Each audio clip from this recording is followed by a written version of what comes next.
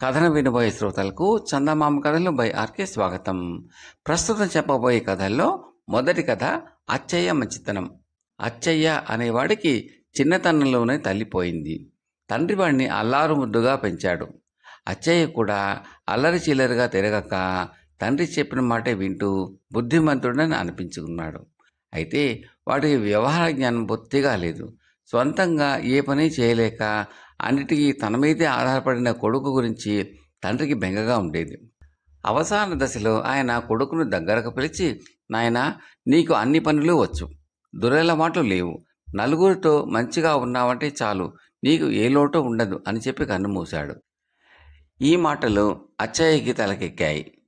ఒక రోజున వాడు రామశాస్త్రి అనే పండితుడికి రాజ సన్మానం జరిగిందని తెలిసి పనిగట్టుకుని ఆయన ఇంటికి వెళ్ళి ఆయనతో, అయ్యా, తమరు మహాపండితులు, రాజ సన్మానానికి తగినవారు, మీకు జరిగిన సన్మానానికి నాకు ఎంతో సంతోషంగా ఉంది అన్నాడు.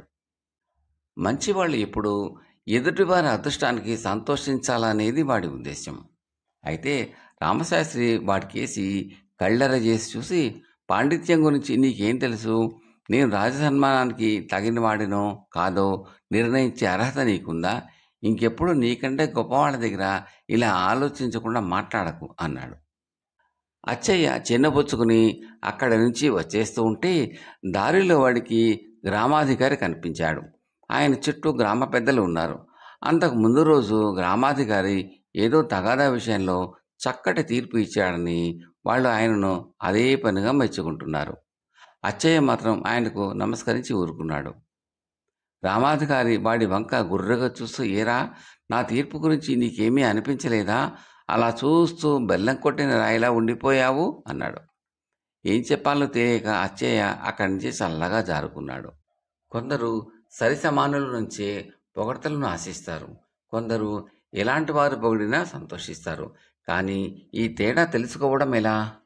అచ్చయ్య సాటి రైతు బుచ్చయ్య వద్దకు వెళ్ళి, వ్యవసాయంలో నీకు నువ్వే సాటి, నీ చేతిలో ఏదో మంత్రం ఉంది, నువ్వు నాటిన విత్తనాలు బంగారం పండిస్తాయి అన్నాడు. బుచ్చయ్య నవ్వి, ఏమిటచ్చయ్యా, వచ్చి రాగానే అదే పనిగా పొగిడేస్తున్నావు, నాతో ఏమైనా పనుందా అన్నాడు. అచ్చయ్య చిన్నబుచ్చుకుని, పనుంటే కానీ పొగడకూడదా ఏమిటి? నీలో గొప్పతనం ఉంటే ఒక మంచి మాట అనకూడదా అన్నాడు. నీకంతగా పొగడాలని ఉంటే మన గ్రామాధికారిని పొగుడు. పనులున్న వాళ్ళు అడ్డమైన వాటికి ఆయన్ని పొగిడి కార్యం సాధించుకు వస్తూ ఉంటారు. అలా పొగిడే వాళ్ళని కాకారాయుళ్ళు అని అంతా హేళన చేస్తారు. నువ్వు అలా కాకారాయుడు అని అనిపించుకోవాలనుందా అన్నాడు బుచ్చయ్య. సరిసమానులనైనా సరే పొగిడితే హేళనగా ఉంటుందని అచ్చయ్యకు అర్థమై ఇంకెవరిని దేనికి పొగడకూడదనుకున్నాడు. ఒకరోజు అచ్చయ్యకు కడుపు నొప్పిగా ఉంటే వైద్యుడి వద్దకు వెళ్ళాడు. వైద్యుడు ఆ సమయంలో బాగా దెబ్బలు తిన్నవాడికి ఒకటికి గాయాలను శుభ్రం చేసి కట్లు కడుతున్నాడు. గాయాలు ఎలాగైనాయి అని అడిగాడు అచ్చయ్య. రెచ్చిపోయిన ఏదొకటి వాడిని తరిమి తరిమి కొమ్మిందట. విషయం విని అచ్చయ్య మౌనంగా ఊరుకుంటే వైద్యుడు కోపంగా, అచ్చయ్య, అయ్యో పాపమని జాలిగా ఒక మాటైనా అనాలని నీకు తెలియదా అని మందలించాడు. కష్టాల్లో ఉన్న వాళ్ళను చూసి జాలిపడినా అది మంచితనమేనని అచ్చయ్యకు అర్థమైంది. ఆ తర్వాత వాడు ఇల్లు కాలిపోయి ఏడుస్తున్న భద్రయ్య అని వాడి వద్దకు వెళ్ళి, అయ్యో పాపం, ఇల్లు కాలి నీకు ఉన్నదంతా పోయినట్టున్నది, నీ పరిస్థితి చూస్తూ ఉంటే నాకు చాలా బాధగా ఉంది అన్నాడు. భద్రయ్య మండిపడుతూ, అడ్డమైన వాళ్ళు వచ్చి 4 జాలి కబుర్లు చెప్పేవాళ్లే కానీ ఒక్క దమ్మిడి అయినా సాయం చేసేవాళ్ళు మాత్రం లేరు అన్నాడు. అచ్చయ్య దగ్గర డబ్బు లేదు. అందుకని వాడు కిమ్మనకుండా అక్కడి నుంచి వెళ్ళిపోతూ, కష్టాల్లో ఉన్న వాళ్ళ మీద జాలి పడితే చాలదు, సాయపడగలప్పుడే పని చేయాలి అనుకున్నాడు. ఇలా ఉండగా లక్షాధికారి రమణయ్య ఇంట్లో దొంగతనం జరిగి 25,000 వరహాలు పోయాయి. ఆయన లబోదీబోమంటూ ఉంటే ఒక్కరొక్కరే ఆయన ఇంటికి వెళ్ళి ఓదార్చి వస్తున్నారు. అచ్చయ్య కూడా రమణయ్య ఇంటికి వెళ్ళి, అయ్యా, జరిగిందిదో జరిగిపోయింది, విచారించి ఏం ప్రయోజనం? తమకు కలిగిన నష్టం సామాన్యమైనది కాదు, ఏదో విధంగా మీకు సాయపడాలని ఉంది. కావాలంటే ఈ సంవత్సరం తమ పొలాల్లో 2 ఎకరాలు ఉచితంగా దున్నిపెట్టి నా వంతుగా మీకు సాయపడగలను అని తన మాటగా చెప్పాడు. అంత దుఃఖంలోనూ రమణయ్య ఈ మాటకు మండిపడి, ఏరా 25,000 వరాలు పోగానే అడుక్కు తినేవాడిని అయిపోయానని అనుకుంటున్నావా? నీ చేత సాయం చేయించుకునేటంత దిగజారిపోయాను అనుకుంటున్నావా? నేను ఈ స్థితికి దిగజారిపోవాలని నీ వెధవ కోరిక అయితే ఇప్పుడే చెబుతున్నాను విను. ఇలాంటి దొంగతనాలు 10 జరిగినా నేను నీకంట్లే 1000 రెట్లు గొప్పగానే ఉంటాను, తెలిసిందా అన్నాడు. అక్కడ ఉన్న వాళ్ళందరూ కూడా దుఃఖంలో ఉన్న పెద్దవాళ్లతో మాట్లాడే పద్ధతి ఇదేనా అంటూ అచ్చయ్యను గట్టిగా మందలించారు. ఇంత జరిగాక అచ్చయ్యకు లోకంలో మంచిగా ఎలా జీవించాలా అన్న దిగులు పట్టుకుంది. ఒకరోజు వాడు ఊరి చివరి మర్రి చెట్టు కింద కూర్చుని ఆలోచిస్తూ ఉండగా సాధువు ఒకడు వచ్చి వాడిని చూసి, ఏనాయనా అలా దిగులుగా కూర్చున్నావు అని పలకరించాడు. అచ్చయ్య సాధువుకు తన బాధంతా చెప్పుకున్నాడు. సాధువు చిన్నగా నవ్వి, నీలో మంచివాడు అనిపించుకోవాలనే తాపత్రయం ఎక్కువగా ఉంది, అందుకే నువ్వు నలుగురి మధ్య నవ్వుల పాలయ్యావు అన్నాడు. స్వామి, నా కోరికలో తప్పుందా అని అడిగాడు అచ్చయ్య. నీ కోరికలో తప్పు లేదు, కానీ ఎదుటివాటిలో ఉన్న మంచితనాన్ని గుర్తించక లేని చెడ్డతనాన్ని ఊహించుకునేవారే ఎక్కువ. అది లోకం తీరు అన్నాడు సాధువు.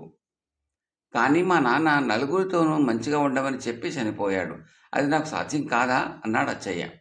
ఎందుకు కాదు? నువ్వు మంచివాడివి అనిపించుకోవడం కోసం ఎవరిని పొగడనక్కర్లేదు, పని కట్టుకుని ఎవరి మీద జాలి పడనక్కర్లేదు అన్నాడు సాధువు. మరేం చేయాలి అని అడిగాడు అచ్చయ్య. అందరితోనూ మంచిగా ఉండు అంతే అన్నాడు సాధువు. అదెలాగో నాకు తెలియదు స్వామి అన్నాడు అచ్చయ్య. నీకెవరినైనా మెచ్చుకోవాలని అనిపిస్తే మెచ్చుకో, ఎవరి మీదైనా జాలి కలిగితే జాలిపడు, అంతేగాని కేవలం మంచిపాడు అనిపించుకోవాలని మాత్రం ఆ పనులు చేయకు. అడిగిన వాళ్లకు చేతనైన సాయం చెయ్యి, నిన్ను తిట్టిన వాళ్లను క్షమించు, అకారణంగా ఎవరినీ తిట్టకు. నువ్వు మంచిగా ఉన్నంతకాలం నీ గురించి ఎవరేమనుకున్నా బాధపడకు, అర్థమైందా అన్నాడు సాధువు. దాంతో అచ్చయ్యకు జ్ఞానోదయమైంది. స్వతహాగా మంచివాడు కావడం వల్ల సాధువు చెప్పినట్లే నడుచుకుని ఊళ్ళో అందరి చేత మంచివాడు అనిపించుకుని కలకాలం సుఖంగా జీవించాడు. కథ సమాప్తం. రెండవ కథ దానఫలం. మలయవతీరాజు సర్వోత్తముడికి అప్పుడప్పుడు మంత్రి సుమేధుడితో కలిసి మారువేషంలో తన రాజ్య పౌరుల మధ్య తిరుగుతూ వాళ్ళ కష్టసుఖాలు ప్రత్యక్షంగా తెలుసుకునే అలవాటు ఉండేది. ఈ విధంగా ఒకసారి ఆయన నగరంలో సంచరిస్తూ ఉండగా ఒక సంఘటన జరిగింది. బాట మీద వెళ్తున్న 2 స్నేహితులు పక్కన చెట్టు కింద కూర్చుని అడుక్కుంటున్న ఒక అవిటివాడిని చూశారు. ఆ సమయంలో మొదటివాడు అవసరానికి తన దగ్గర డబ్బులు లేకపోవడంతో రెండవ వాడి వద్ద ఒక కాసు అడిగి తీసుకుని దాన్ని ఆ అవిటివాడి ధర్మం చేశాడు. ఆ కాసును ఇంటికి వెళ్ళాక తిరిగి ఇస్తాను అని మొదటివాడు అంటే దానికి రెండోవాడు ఒప్పుకోక, ఆ డబ్బు నువ్వు దానం చేశావు కాబట్టి నాకేమీ తిరిగి ఇవ్వవలసిన అవసరం లేదు, ఒకవేళ నువ్వు ఇచ్చినా నేను తీసుకోను అన్నాడు. ఈ సంఘటన సర్వోత్తముని చాలా ఆలోచింపజేసింది. ఆ ఇద్దరిలో ఎవరికి ఆ కాసు దానం చేసిన ఫలితం దక్కుతుంది అన్నది ఆయనకు ఎదురైన ప్రశ్న. ఆ రాత్రంతా ఆయన ఎంత ఆలోచించినా ఆయనకు సంతృప్తికరమైన సమాధానం తట్టలేదు. ఆ మర్నాడు ఆయన సభికుల సమక్షంలో ఆ సంఘటనను వివరించి ఆ ఇద్దరిలో ఎవరికి ఆ దానఫలం చెందుతుంది అని ప్రశ్నించాడు. సభికులు అంతా కూడా ఆలోచనలో పడ్డారు. దానం చేసినవాడు మొదటివాడు కాబట్టి అతడికి ఆ దానఫలం దక్కుతుంది అన్నారు కొందరు. అయితే మరికొందరు ఆ డబ్బు రెండవ వాడిది కాబట్టి అతనికి ఆ దానఫలం చెందుతుంది అన్నారు. ఒకరు దానం చేశారు, మరొకరు డబ్బిచ్చారు, అందువల్ల ఆ ఇద్దరికి దానఫలం సమంగా దక్కుతుంది అన్నారు ఇంకొందరు. సభికులు చెప్పిన ఈ సమాధానాలేవి సర్వోత్తముడికి రుచించలేదు. ఆయన సభికులకేసి ఒకసారి పరిశీలనగా చూసి, మీ సమాధానాలేవి నాకు తృప్తికరంగా లేవు, మరొకసారి సావధానంగా ఆలోచన చేసి చూడండి. ఆ దానఫలం ఎవరికి దక్కుతుందో కాకుండా ఎందుకు దక్కుతుందో తార్కికంగా హేతుబద్ధంగా కూడా బాగా ఆలోచించి చెప్పండి అన్నాడు. సభికులు ఎంత ఆలోచించినా సర్వోత్తముడికి తృప్తి కలిగించే సమాధానం ఇవ్వలేకపోయారు. అప్పుడు సర్వోత్తముడు మంత్రి సుమేధుడి వంక చూసి, మహామంత్రి, ఆ సంఘటనని మీరు చూశారు కదా, మీ అభిప్రాయం చెప్పండి అన్నాడు. ప్రభు, నా దృష్టిలో దానం చేయగలిగిన ఆర్థిక స్తోమత కలిగి ఉండటం కన్నా దానం చేయాలన్న మనస్తత్వం కలిగి ఉండటం గొప్పతనం. ఆ కారణం వల్ల దానఫలం తప్పక దానం చేసిన మొదటివాడికే చెందుతుంది అన్నాడు మంత్రి. వెంటనే ఆస్థాన విదూషకుడైన దర్హాసురుడు లేచి నిలబడి, ప్రభు, మంత్రి గారి అభిప్రాయంతో నేను సగం మాత్రమే ఏకీభవిస్తున్నాను. ఎందుకంటే 1 కాసు దానం చేసిన పుణ్యం మొదటి వాడికే లభిస్తుంది. అయితే దానితో పాటు రెండవ వాడికి 1 కాసు ఎగవేసిన పాపం కూడా మొదటి వాడికి చుట్టుకుంటుంది అన్నాడు. ఇది విని సర్వోత్తముడు నవ్వి మంత్రి సుమేధుడి వంక చూశాడు. సుమేధుడు చిన్నగా నవ్వి, మొదటివాడు బుద్ధిపూర్వకంగా కాసు ఎగవేయలేదు. తాను తిరిగి ఇస్తానన్నా రెండవ వాడు అందుకు ఒప్పుకోలేదు. అందువల్ల మొదటివాడికి కాసు ఎగవేసిన పాపం అంటనే అంటదు అన్నాడు. ధనహాసుడు మళ్లీ లేచి నిలబడి, మరైతే ఇందులో రెండవ వాడికి లభించింది ఏమిటి? అతడిది 1 కాసు ఖర్చయింది. దానిని మొదటివాటికి దానం చేసినట్లా? అలా అయితే అతడికి ఆ కాసును మొదటివాటికి దానం చేసిన పుణ్యమైనా లభిస్తుంది కదా అన్నాడు. లభించదు. ఎందుకంటే దానం ఇస్తున్నానన్న అభిప్రాయం రెండవాడిలో, దానం తీసుకుంటున్నానన్న ఉద్దేశం మొదటివాడిలో లేదు.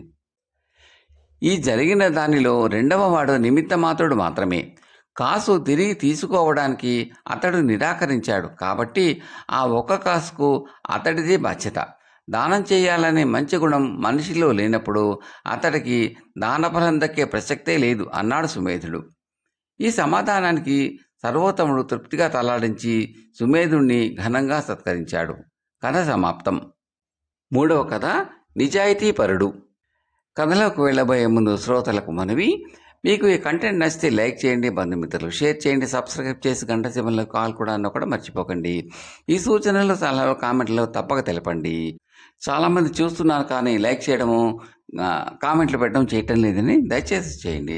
అది మాకెంతో ప్రోత్సాహకరంగా ఉంటుందండి. Thank you very much. ఇక కథలోకి వెళ్దామా. నిజాయితీపరుడు. ఖలీఫా హారూన్ అల్ రషీద్ తర్వాత బాగ్దాద్ నగరాన్ని పరిపాలించిన వారిలో అబ్దుల్ అజీజ్ ముఖ్యుడు. ఆయన స్వతహాగా మంచివాడు. అంతేకాక దాన ధర్మాలు చేయడంలో అతని చేతికి ఎముక లేదు అని ప్రతీతి. ఆ పాదుషా విధించే శిక్షలు చిత్రంగా ఉండేవి. కొరడా దెబ్బలు, కారాగార శిక్ష, ఉరిశిక్ష వంటివి విధించేవాడు కాదు. ప్రజలు తప్పు చేస్తే ఆ తప్పు చేసిన వారి మనసులో బాగా నాటుకుపోయేటట్టు, తెలిసేటట్టుగా చేసి చాతుర్యంగా తీర్పు చెప్పేవాడు. దానితో తప్పు చేసిన వాడికి అవమానమై తిరిగి అటువంటి పని జన్మలో చేసేవాడు కాదు. ఆ రాజులో ఉన్న మరో గుణం ఏమిటంటే నిజాయితీగా నడుచుకున్న వాడికి తగిన బహుమానాలు ఇచ్చి సత్కరించేవాడు. అందువల్ల అతని కాలంలో దొంగతనాలు కానీ ఇతర అవినీతికరమైన పనులు కానీ చాలా తక్కువ జరిగేవి. ఒకరోజు అబ్దుల్ అజీజ్కు చాలా కాలం తర్వాత మగపిల్లవాడు పుట్టడంతో సంతోషంగా పేద ప్రజలకు విరివిగా దాన ధర్మాలు చేశాడు. అలా ఆయన వద్ద నుంచి 1 బస్తా ధాన్యం తీసుకున్న ఒక పేదవాడు ఇంటికి పోయి బస్తా విప్పాడు. ధాన్యం లోపల వాడికి 1 బంగారు నాణ్యం కనపడింది. వాడి భార్య అది చూసి, ఎక్కడిది ఆ బంగారు నాణ్యం అని అడిగింది. వాడు జరిగింది చెప్పి, ఆ నాణ్యాన్ని తిరిగి పాదుషాకు ఇవ్వాలని అనుకుంటున్నానని అన్నాడు. నీ మొహం, నీ బుద్ధిగాని గాలికి ఎగిరిపోలేదు కదా, నిక్షేపంగా వచ్చిన బంగారాన్ని తిరిగి పాదుషాకి ఇస్తావా అన్నది భార్య. నువ్వు ఊరుకో, పొరపాటు వల్ల ఆ నాణ్యం ధాన్యం మూటల్లో వచ్చింది. అది మనం ఉంచుకోవడం న్యాయం కాదు. మంచిగా ఉన్నవాడికి ఏనాటికైనా న్యాయం లభిస్తుంది అని వాడు భార్య ఎంత మొత్తుకుంటున్నప్పటికీ వినక తీసుకెళ్లి పాదుషాకి ఇచ్చాడు. అబ్దుల్ అజీజ్ చాలా సంతోషపడి ఆ పేద యువకుడి నిజాయితీకి మెచ్చి 100 బంగారు నాణ్యాలు ఇచ్చాడు. ఇదంతా గమనించిన బషీర్ అనే షావుకారు పేదవాడి వేషం వేసుకుని 50 బంగారు నాణ్యాలు తన సొంతవి తీసుకుని పాదుషా వద్దకు వెళ్ళి ఎంతో వినయం నటిస్తూ, మహాప్రభు, మీరు నిన్న నాకు ఇచ్చిన ధాన్యం మూటలో ఈ 50 బంగారు నాణ్యాలు దొరికాయి. వీటిని న్యాయంగా తిరిగి తెచ్చాను, దయచేసి స్వీకరించండి అన్నాడు. తనకు తిరిగి 5,000 బంగారు నాణ్యాలు వస్తాయి అన్న ఆశతో. అప్పుడు అబ్దుల్ అజీజ్ బషీర్ కేసి ఆశ్చర్యంగా చూశాడు. బషీర్ భోజన ప్రియుడు కావటం వల్ల మనిషి బొద్దుగా, సుష్ఠుగా, బలంగా ఉన్నాడు. పైగా పేదవాడి వేషం ధరించిన కుడి చేతికి ఉన్న 4 బంగారపు ఉంగరాలు, ఎడమ చేతికి ఉన్న 2 వజ్రపు ఉంగరాలు తీయడం మర్చిపోయి అలానే వచ్చాడు. అవే అతని అసలు స్వరూపాన్ని పట్టించాయి. బషీర్ నిజమైన పేదవాడు కాదని, ఎక్కువ బంగారు నాణ్యాలు సంపాదించడానికి వచ్చాడని గ్రహించడానికి పాదుషాకు ఎంతోసేపు పట్టలేదు. అప్పుడు ఆయన తన మంత్రితో, మంత్రి గారు, ఇతడు ఇచ్చిన బంగారు నాణ్యములు తీసుకొని మన ఖజానాలో వేయించండి. అలాగే నిజాయితీగా తిరిగి ఇచ్చాడు కాబట్టి అతనికి ఒక నిజాయితీ పత్రం రాసి ఇచ్చి పంపండి అన్నాడు. బషీర్ ముఖంలో కత్తిబాటు నెత్తురు చుక్కలేదు. కథ సమాప్తం.